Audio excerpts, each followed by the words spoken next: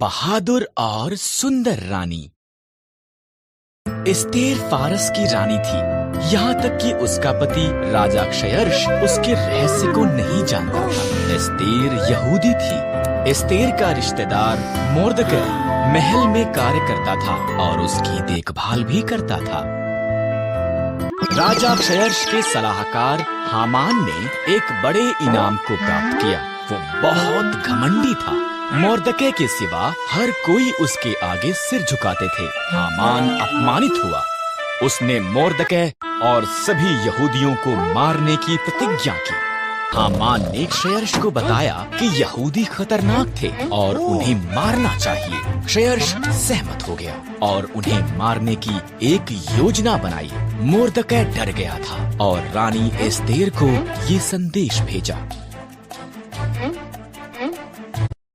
राजा के मन को बदल।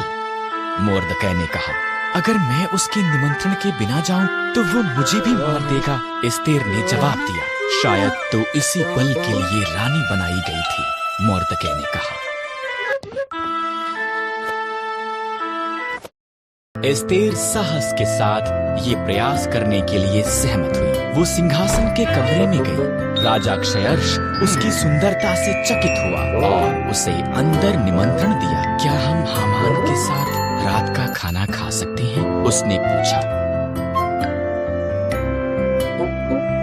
हामान उसके पिछले आंगन में एक बड़े खंभे का निर्माण कर रहा था। उसने इस पर मोर्दकै को मारने की योजना बनाई थी। तब राजा का निमंत्रण आया, इसलिए हामान रात के खाने के लिए महल में गया। एक मनुष्य मुझे और मेरे लोगों यहूदियों को मारना चाहता है, एस्तेर ने राजा क्षयर्ष को बताया। कौन ऐसी बात करेगा? उसने पूछा। दुष्ट हामान। एस्तेर रोई। हामान, सिपाहियों, उसे मार दो। इस तरह हामान उसी खंभे पर टांग दिया गया जो उसने मोर्दकै के लिए निर्माण किया था। एस्तेर के कारण यहूदी बचाए गए थे। उन्होंने एक बड़ा त्योहार मनाया जिसका वो आज तक भी जश्न मनाते हैं।